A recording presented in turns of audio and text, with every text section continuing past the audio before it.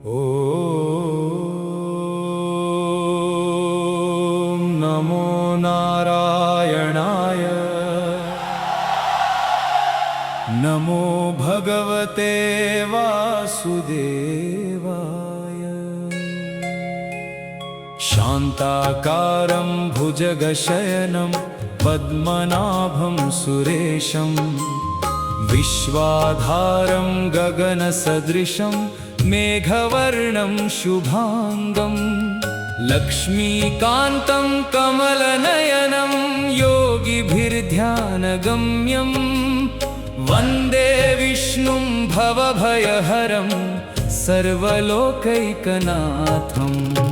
वैशाखपूर्णिमा रात्रि ज्योत्स्नया परिपूरिता शुभ्रा चन्द्रप्रभा दिव्या लोकान् सर्वान् प्रकाशये। शीतलांशुः सुधाकरः हृदयं शान्तिमावहन् तमोऽन्धकारनाशाय नमः चन्द्राय शाश्वतम्। पूर्णचन्द्र प्रसन्नात्मा भक्तानुग्रहकारकः ज्ञानदीपप्रकाशेन जीवनं सुखदं कुरु।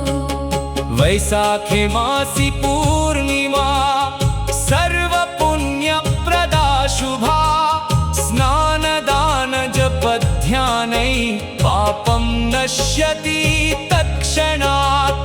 गङ्गास्नानसमं पुण्यं लभते भक्तमानवः दानधर्मरतः सदा स्वर्गमोक्षं स गच्छति। अन्नदानं जलदानं वस्त्रदानं विशेषतः वैशाखपूर्णिमायां तु अक्षयं फलमश्नुते। शान्ताकारं जगन्नाथं पद्मनाभं सनातनं वैशाखपूर्णिमायां त्वां वन्दे विष्णुं जगद्गुरुम्। शङ्खचक्रगदाधरं पीताम्बरं मनोहरम् लक्ष्मीकान्तं कमलनयनं भक्तानां पालनं कुरु। हे नारायण देवेश करुणासागर प्रभो भवसागरात् त्रातासि नमस्ते पुरुषोत्तम। बुद्धं शरणं गच्छामि धर्मं शरणं गच्छामि संघं शरणं गच्छामि शान्तिं मे देहि सर्वदा।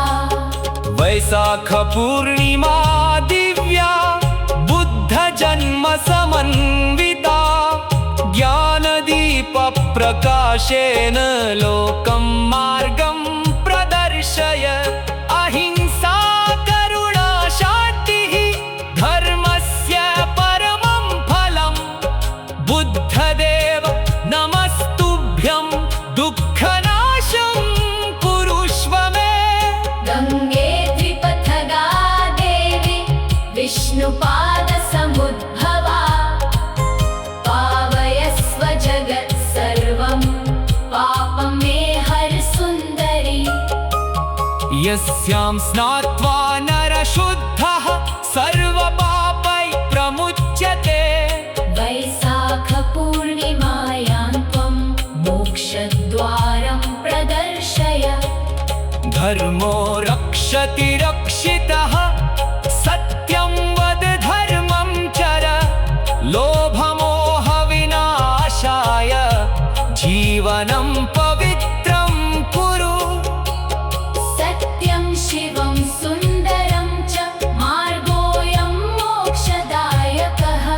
वैशाखपूर्णिमा दिने श्रद्धा भक्त्या समाचर। हे प्रभो दीनबन्धो त्वं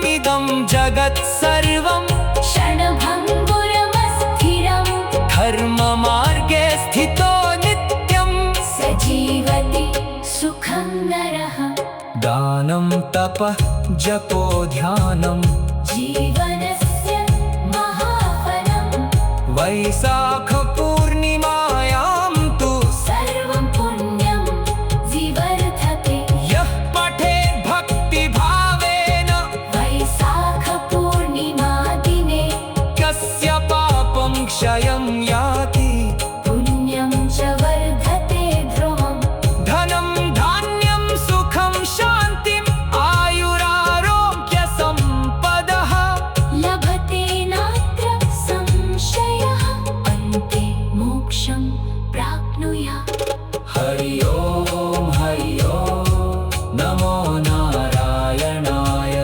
हरि ओम नमो भगवते वासुदेवाय गोविन्द गोविन्द गोविन्द नारायण हरि हरि श्रीहरि श्रीहरि श्रीहरि लक्ष्मीनारायण हरि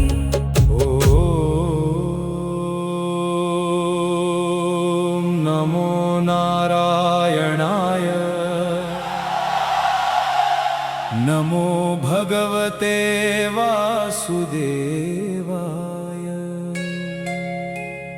शान्ताकारं भुजगशयनं पद्मनाभं सुरेशं विश्वाधारं गगनसदृशं मेघवर्णं शुभाङ्गं लक्ष्मीकान्तं कमलनयनं योगिभिर्ध्यानगम्यं वन्दे विष्णुं भवभयहरं सर्वलोकैकनाथं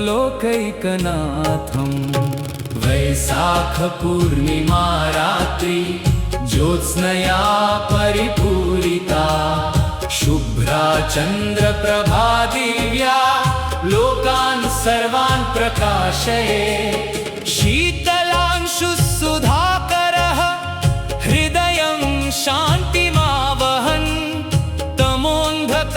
तमोऽन्धकारनाशाय नमः चन्द्राय शाश्वतम् पूर्णचन्द्र प्रसन्नात्मा भक्तानुग्रहकारकः ज्ञानदीपप्रकाशेन जीवनं सुखदं कुरु वैशाखे मासि पूर्णिमा सर्वपुण्यप्रदा शुभा स्नानदानजपध्यानै पापं नश्यति तत्क्षणात् गङ्गास्नानसमं पुण्यं लभते भक्तमानवः दानधर्मरतः सदा स्वर्गमोक्षं स गच्छति अन्नदानं जलदानं वस्त्रदानं विशेषतः वैशाखपूर्णिमायां तु अक्षयं फलमश्नुते शान्ताकारं जगन्नाथं पद्मनाभं सनातनं वैशाखपूर्णिमायां त्वां वन्दे विष्णुं जगद्गुरुं शङ्खचक्रगदाधरं पीताम्बरं मनोहरम् लक्ष्मीकान्तं कमलनयनं भक्तानां पालनं कुरु हे नारायण देवेश करुणासागर प्रभो भवसागरात्रातासि नमस्ते पुरुषोत्तम बुद्धं शरणं गच्छामि धर्मं शरणं गच्छामि संघं शरणं गच्छामि शान्तिं मे देहि सर्वदा वैशाखपूर्णिमा दिव्या बुद्धजन्म समन्विता ज्ञानदीपप्रकाशेन लोकं मार्गं प्रदर्शय अहिंसा करुणा शान्तिः धर्मस्य परमं फलम् बुद्धदेव नमस्तुभ्यं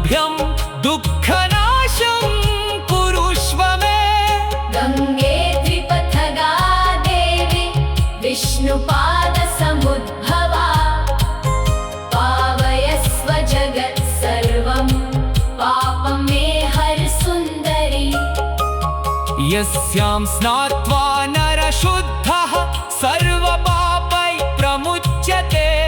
वैशाखपूर्णिमायां त्वं मोक्षद्वारं प्रदर्शय। धर्मो रक्षति रक्षितः सत्यं वद धर्मं चर। लोभमोहविनाशाय जीवनं पवित्रं कुरु। सत्यं शिवं सुन्दरं च मार्गोऽयं मोक्षदायकः। वैशाखपूर्णिमादिने श्रद्धा भक्त्या समाचर। हे प्रभो दीनबन्धो त्वं करुणासिन्धु सर्वदा। मम चित्ते निवस त्वं भक्तिं मे दृढां कुरु। कामक्रोधादिदोषेभ्यः रक्ष मां पुरुषोत्तम। ज्ञानं देहि शान्तिं देहि मोक्षमार्गं प्रदर्शय। अनित्यमिदं जगत् सर्वं क्षणभङ्गुरमस्थिरम्। धर्ममार्गे स्थितो नित्यं स जीवति सुखं नरः। दानं तपः जपो ध्यानं जीवनस्य महाफलम्। वैशाखपूर्णिमायां तु सर्वं पुण्यं विवर्धते। यः पठेत् भक्तिभावेन वैशाखपूर्णिमादिने कस्य पापं क्षयं याति। पुण्यं च वर्धते ध्रुवम्। धनं धान्यं सुखं शान्तिम् आयुरारोग्यसम्पदः लभते नात्र संशयः। अन्ते मोक्षं प्राप्नुयात्। हरि ओम नमो नारायणाय। हरि ओम नमो भगवते वासुदेवाय। गोविन्द गोविन्द गोविन्द नारायण हरि हरि।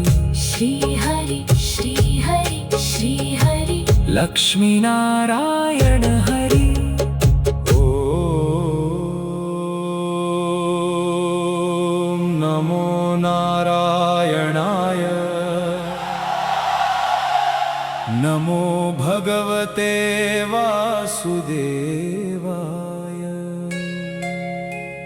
शान्ताकारं भुजगशयनं पद्मनाभं सुरेशं। विश्वाधारं गगनसदृशं मेघवर्णं शुभाङ्गं। लक्ष्मीकान्तं कमलनयनं योगिभिर्ध्यानगम्यं। वन्दे विष्णुं भवभयहरं सर्वलोकैकनाथं। वैशाखपूर्णिमा रात्रि ज्योत्स्नया परिपूरिता। शुभ्रा चन्द्रप्रभा दिव्या लोकान् सर्वान् प्रकाशये। शीतलांशुः सुधाकरः हृदयं शान्तिमावहन्। तमोऽन्धकारनाशाय नमः चन्द्राय शाश्वतम्। पूर्णचन्द्र प्रसन्नात्मा भक्तानुग्रहकारकः। ज्ञानदीपप्रकाशेन जीवनं सुखदं कुरु। वैशाखे मासि पूर्णिमा सर्वपुण्यप्रदा शुभा। स्नानदानजपध्यानै पापं नश्यति तत्क्षणात्। गङ्गास्नानसमं पुण्यं लभते भक्तमानवः। दानधर्मरतः सदा स्वर्गमोक्षं स गच्छति। अन्नदानं जलदानं वस्त्रदानं विशेषतः। वैशाखपूर्णिमायां तु अक्षयं फलमश्नुते। शान्ताकारं जगन्नाथं पद्मनाभं सनातनं। वैशाखपूर्णिमा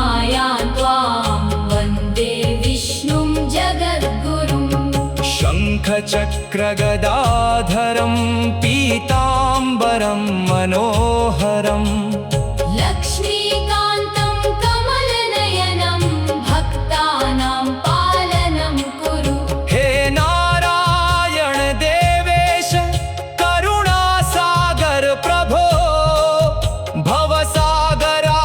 भवसागरात्रातासि नमस्ते पुरुषोत्तम बुद्धं शरणं गच्छामि धर्मं शरणं गच्छामि संघं शरणं गच्छामि शान्तिं मे देहि सर्वदा वैशाख पूर्णिमा दिव्या बुद्ध जन्म समन्विता ज्ञानदीप प्रकाशेन लोकं मार्गं प्रदर्शय अहिंसा करुणा शान्तिः धर्मस्य परमं फलम् बुद्धदेव नमस्तुभ्यं दुःखनाशं कुरुष्व मे गङ्गे द्विपथगा देवी विष्णुपादसमुद्भवा पावयस्व जगत् सर्वं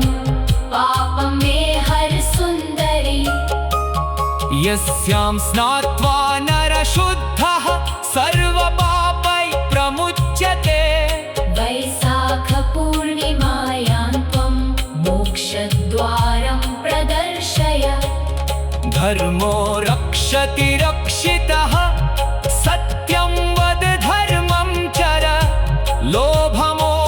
लोभमोहविनाशाय जीवनं पवित्रं कुरु सत्यं शिवं सुन्दरं च मार्गोऽयं मोक्षदायकः वैशाखपूर्णिमा दिने श्रद्धा भक्त्या समाचर हे प्रभो दीनबन्धो त्वं करुणा सिन्धु सर्वदा मम चित्ते निवस त्वं भक्तिं मे दृढां कुरु कामक्रोधादिदोषेभ्यः रक्ष मां पुरुषोत्तम ज्ञानं देहि शान्तिं देहि मोक्षमार्गं प्रदर्शय अनित्यमिदं जगत् सर्वं क्षणभङ्गुरमस्थिरम् धर्ममार्गे स्थितो नित्यं स जीवति सुखं नरः दानं तपः जपो ध्यानं जीवनस्य महाफलम्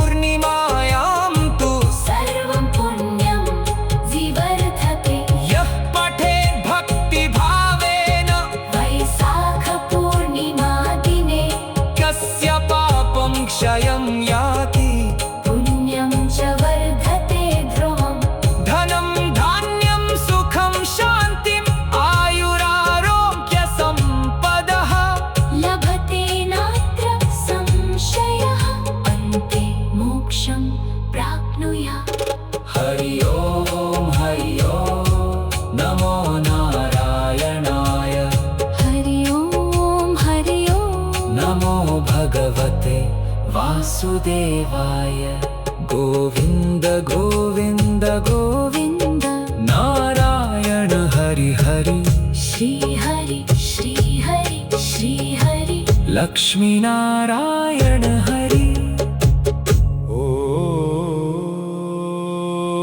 ॐ नमो नारायणाय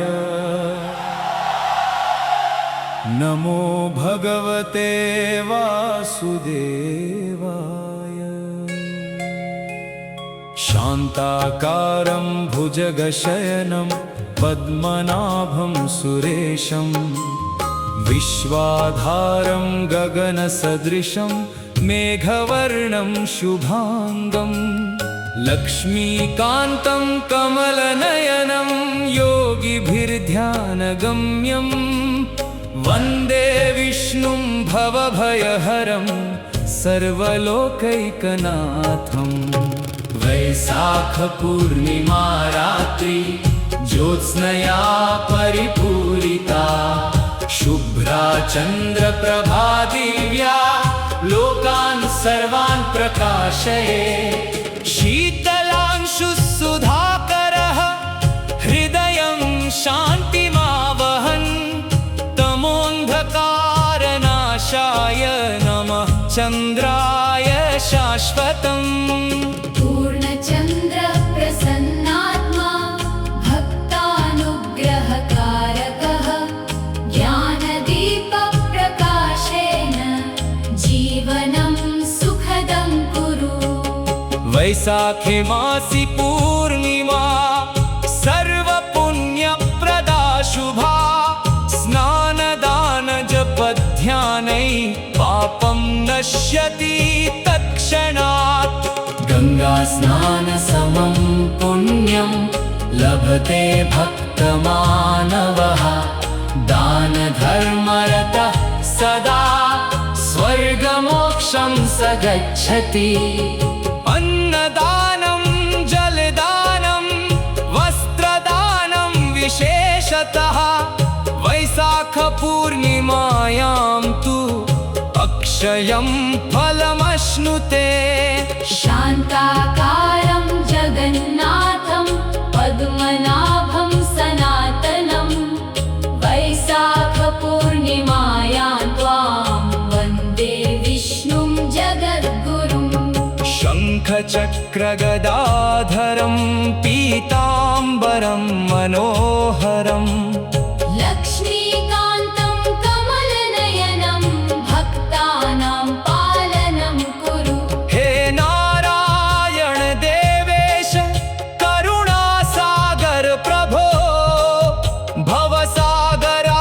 भवसागरात्रातासि नमस्ते पुरुषोत्तम बुद्धं शरणं गच्छामि धर्मं शरणं गच्छामि संघं शरणं गच्छामि शान्तिं मे देहि सर्वदा वैशाखपूर्णिमा दिव्या बुद्धजन्मसमन्विता ज्ञानदीपप्रकाशेन लोकं मार्गं प्रदर्शय अहिंसा करुणा शान्तिः धर्मस्य परमं फलम् बुद्धदेव नमस्तुभ्यं दुःखनाशं कुरुष्व मे गङ्गे त्रिपथगा देवी विष्णुपादसमुद्भवा पावयस्व जगत् सर्वं पापं मे हर सुन्दरी यस्यां स्नात्वा नरशुद्धः सर्वपापै प्रमुच्यते वैशाखपूर्णिमायां त्वं मोक्षद्वारं प्रदर्शय धर्मो रक्षति रक्षितः सत्यं वद धर्मं चर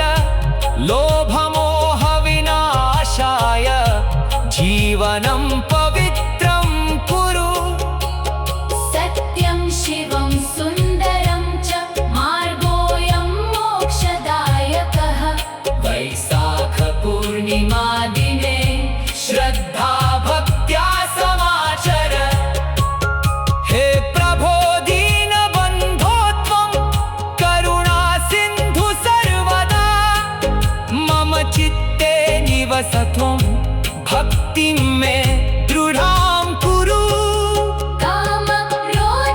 कामक्रोधादिदोषेभ्यः रक्ष मां पुरुषोत्तम ज्ञानं देहि शान्तिं देहि मोक्षमार्गं प्रदर्शय अनित्यमिदं जगत् सर्वं क्षणभङ्गुरमस्थिरं धर्ममार्गे स्थितो नित्यं स जीवति सुखं नरः दानं तपः जपो ध्यानं जीवनस्य महाफलम्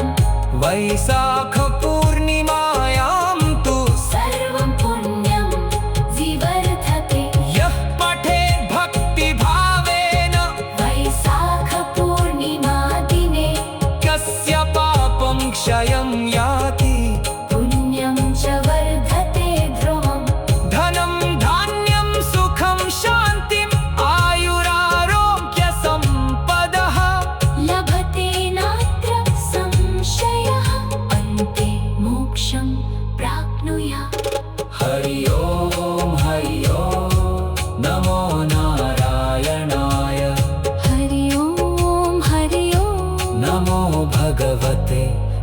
वासुदेवाय गोविन्द गोविन्द गोविन्द नारायण हरि हरि श्रीहरि श्रीहरि श्रीहरि लक्ष्मीनारायण हरि